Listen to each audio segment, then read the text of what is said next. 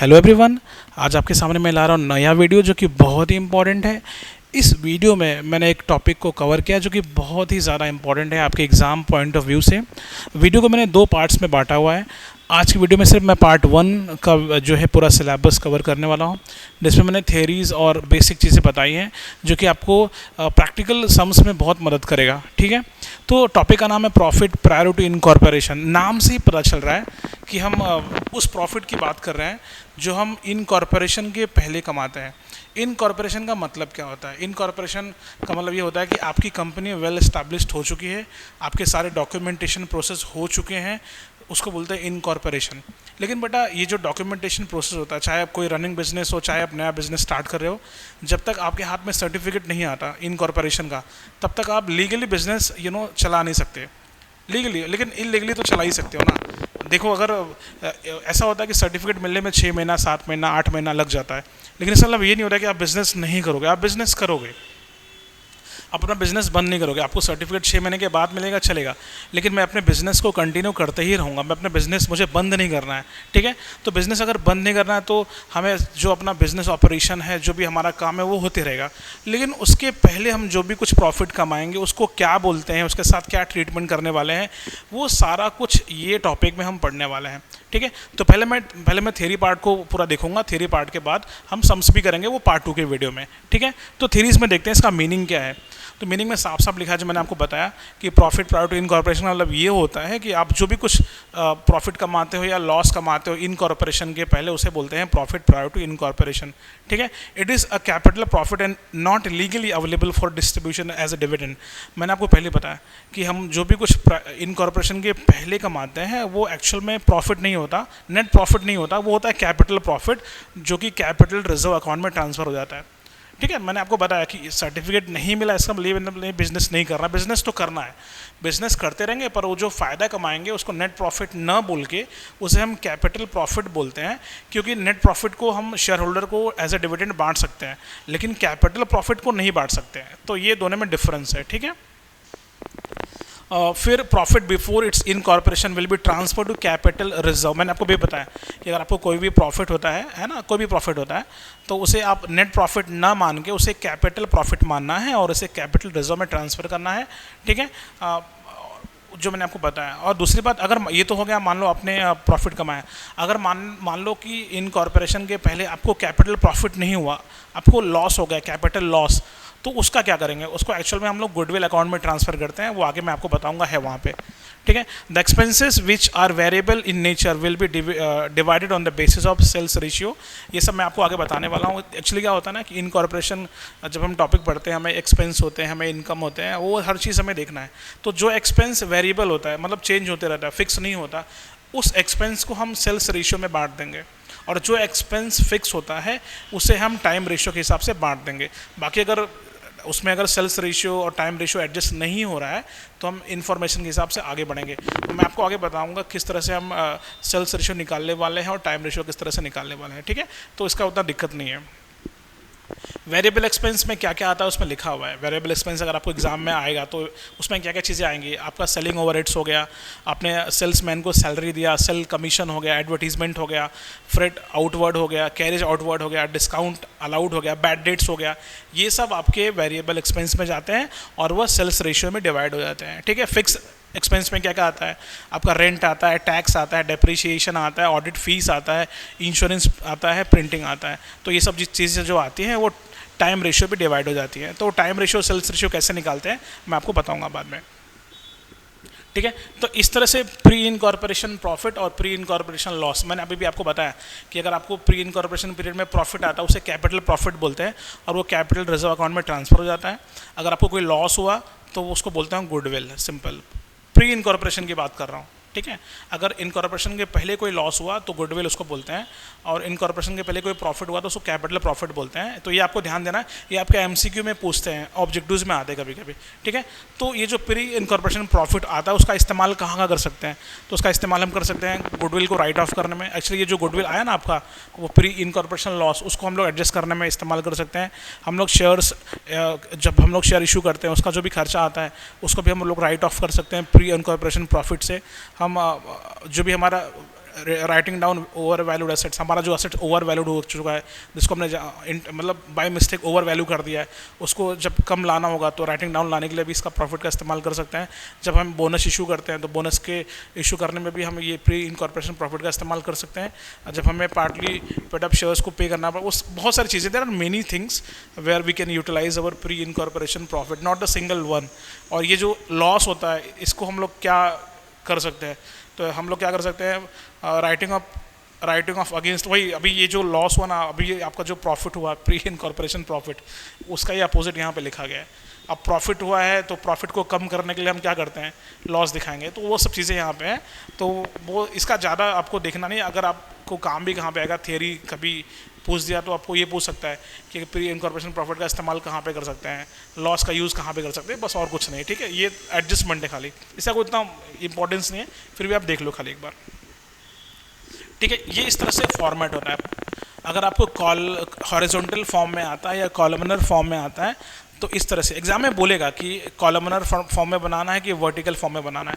Basically maximum जो सम होता है हम वर्टिकल फॉर्म में बनाने वाले हैं, कॉलमनर फॉर्म बहुत कम पूछा जाता है, बट इस तरह से फॉर्मेट होता है, देख लो एक बार आप, ठीक है। पर्टिकुलर्स, बेसिस, प्री और post, particulars, basis, pre and post.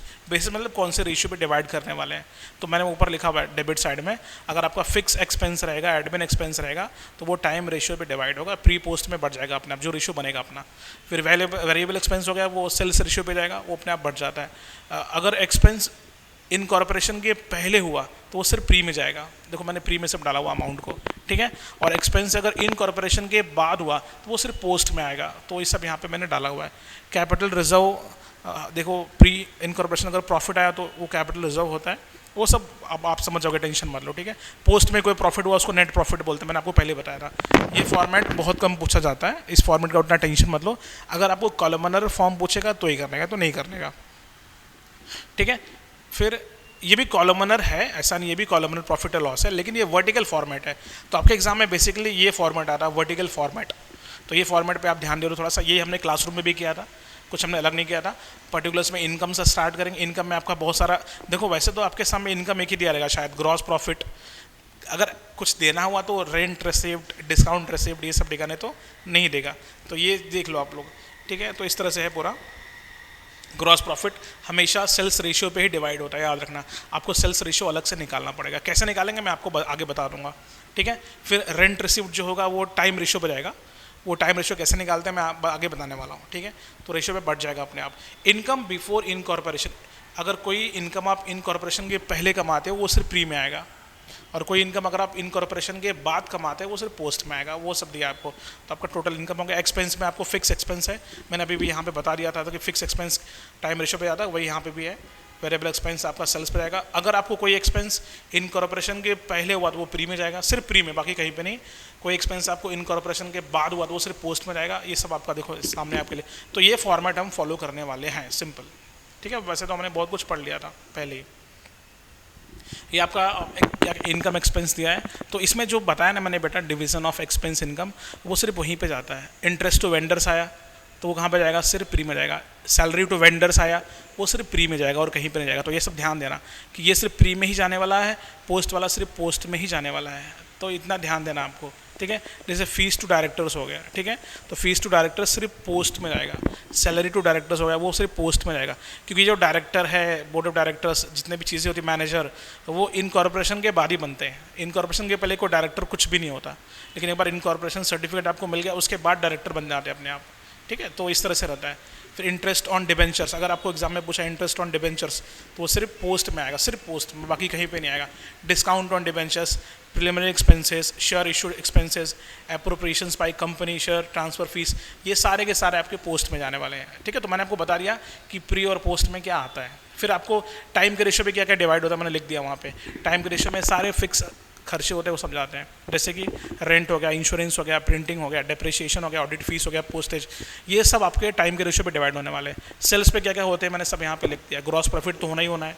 फिर variable expense, selling expense, salesman salary हो गया, सेल कमीशन हो गया, एडवर्टीजमेंट हो गया, फ्रेट आउटवर्ड हो गया, डिस्काउंट अलाउड, ये सब आपके सेल्स पे डिवाइड होने वाले हैं, ठीक है। ये कुछ एग्जाम्पल मैंने यहाँ पे दिए हुए हैं कि a company was incorporated on 1 April 2017 to take over business from 1 January 2017। तो जब भी आप कभी बेटा टाइम रेशो आपको ये बेसिकली मैंने टाइम रेशो निकालने के लिए बोला है। टाइम रेशो में याद रखना बेटा 3 डेट हमें देखते हैं। एक तो हमारा एंडिंग डेट क्या है, अगर एंडिंग डेट क्या है तो 1 साल पीछे आके आपको ओपनिंग मिल जाएगा अपने आप। तो इसका फाइनेंशियल एंड कभी होता है 31 दिसंबर को एंड होता है। अगर 31 दिसंबर को एंड होता है मतलब इसका ओपनिंग कभी होगा 1 जनवरी को, क्योंकि दिसंबर में एंड हो रहा है। तो वही मैंने यहाँ पे किया है, ठीक है। एंडिंग आपका दिसंबर में है तो जनवरी में बिगनिंग होगा। और एक डेट देखने का कि इनकॉर्पोरेट कभी होगा, तो इनकॉर्पोरेट कभी हो रहा है 1 अप्रैल 2017। तो ये 3 डेट अगर आ गया ना तो आपका टाइम रेशो तुरंत आ जाता है, टाइम रेशो तुरंत आता है। तो वही मैंने यहाँ पे फॉलो किया हुआ है। जनवरी में आपने कंपनी स्टार्ट की और आपको 1 अप्रैल को वो इनकॉर्पोरेशन सर्टिफिकेट, देखो अगर 1 अप्रैल बोलता है ना तो अप्रैल का महीना काउंट नहीं होता, हम 31 मार्च मान के चलते हैं, क्योंकि 1 अप्रैल ना, अप्रैल का महीना तो आया ही नहीं, सब अप्रैल को टच किया उसने, बट एक्चुअल में कितना मंथ एक्सपेंड हुआ है, सिर्फ 3 मंथ गया है। तो जनवरी का पूरा महीना, फरवरी का पूरा महीना, मार्च का पूरा महीना, तो 3 मंथ्स जाएगा प्री में और बाकी 9 महीना आपका जाएगा पोस्ट में। तो रेशो क्या बनेगा 3:9 और टाइम रेशो बन जाएगा 1:3। इस तरह से टाइम रेशो निकालता है। ये आपको इसलिए बता रहा बेटा क्योंकि आपके MCQ में भी ये पूछे जाते हैं, how to find out time ratio, आपके ऑब्जेक्टिव्स में आते हैं, ठीक है। तो ये दूसरा सम मैंने टाइम रेशो का बताया हुआ है, ठीक है। तो इसमें भी सेम है, हमको 3 डेट देखना है, कौन से डेट को एंड हो रहा है। तो आपका एंड फाइनेंशियल ईयर 31 मार्च को हो रहा है। जब 31 मार्च को आपका एंड हो रहा है तो बिगनिंग कभी हुआ होगा 1 अप्रैल को। तो हमारा टाइम रेशियो, टाइम लाइन कहाँ से जा रहा है, अप्रैल मई से जा रहा है पूरा। तो उसमें भी हमको 2 डेट तो मिल गया, एंडिंग वाला मिल गया, बिगनिंग वाला मिल गया। अब हमें देखना है कौन से डेट को इनकॉर्पोरेट हुआ है। तो 1 अगस्त को हुआ है, तो अगस्त का महीना काउंट नहीं करेंगे, उसके पहले क्या आता है जुलाई। तो जुलाई तक हम लोग देखेंगे। तो अप्रैल से जुलाई तक कितना महीना आ रहा है, 4 महीना, तो 4 वो और बाकी बैलेंस कितना 8। तो आपका रेशो बनेगा 4:8, 1:2 और छोटा करके लिख सकते हैं। तो ये आपका टाइम रेशो हो गया, ठीक है। फिर ये तीसरा, how to find out sales ratio. आपका बेसिकली सेल्स का एग्जांपल ऐसा दिया रहेगा कि अप्रैल तक का सेल्स कितना है, इतना है। इसमें भी सेम है, टाइम लाइन बनाना ही पड़ता है आपको देखना पड़ता है कि फाइनेंशियल ईयर एंड कभी हो रहा है। तो एंड कभी हो रहा है दिसंबर में, तो दिसंबर में एंड हो रहा है तो जनवरी में आपका बिगनिंग हुआ होगा। तो जनवरी से लेकर दिसंबर तक का टाइम लाइन पूरा बना लेंगे। फिर हम लोग को क्या बोला है 30 अप्रैल तक कितना है हमारा, तो ये पूरा अप्रैल तक का महीना काउंट करेंगे क्योंकि 30 अप्रैल दिया हुआ है। तो 30 अप्रैल तक कितना है सेल्स आपका 6 लाख है। तो देखो मैंने यहाँ पे मार्किंग किया हुआ है 6 लाख रुपया, ठीक है। और टोटल सेल्स बोलेगा तो जनवरी से लेकर पूरा दिसंबर तक का सेल्स कितना है 30 लाख है, वो भी मैंने देखो किया हुआ है। तो जब आपका 30 अप्रैल तक का 6 लाख है और टोटल आपका 30 लाख है, तो बैलेंस कितना बच रहा है 24 लाख।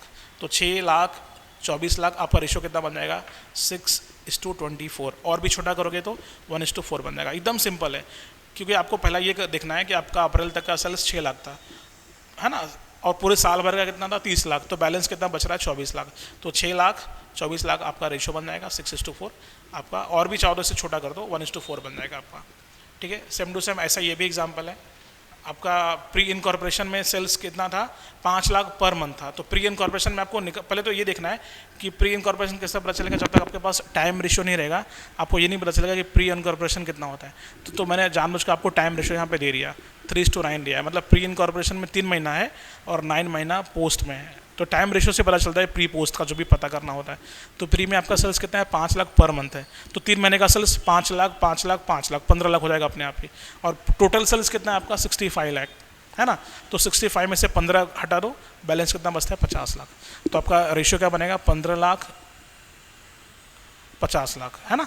तो आप कटपिट करोगे तो आपको 15:50 आएगा, 3:10 आएगा आपका सेल्स रेशियो। इसको कोई भी आपको थोड़ा लॉजिक लगाना है, लॉजिक लगा के हो जाता है, सिंपल लॉजिक लगाओगे आ जाएगा, ठीक है। ये सब मैंने आपके लिए रखा हुआ है, ये सब आप खुद ट्राई कीजिए, ठीक है। ट्राई करने के बाद कमेंट बॉक्स में मुझे बताइए कि what will be the sales ratio, comment box में बताइए। क्योंकि देखो अगर आपको ये सब बेसिक क्लियर होंगे तो 100% आप कर लोगे। कोई भी सम करो, चाहे टाइम रेशियो निकालो, चाहे सेल्स रेशियो निकालो, या कोई भी वर्किंग नोट दिया हो, कोई भी वर्किंग नोट दिया हो, अगर आपने टाइम लाइन बनाया, ऐसा टाइम लाइन बना के करोगे अप्रैल से लेकर मार्च, है ना, जो भी टाइम लाइन बना के करोगे आपका वो 100% सॉल्व हो जाएगा, ठीक है। तो आज के लिए वीडियो में इतना ही बेटा। अगर वीडियो आपको पसंद आए प्लीज़ लाइक करो, शेयर करो, सब्सक्राइब करो, और दूसरों को भी इसका नॉलेज मिले प्लीज़ सब्सक्राइब करो, ठीक है बेटा। Bye everyone, take care.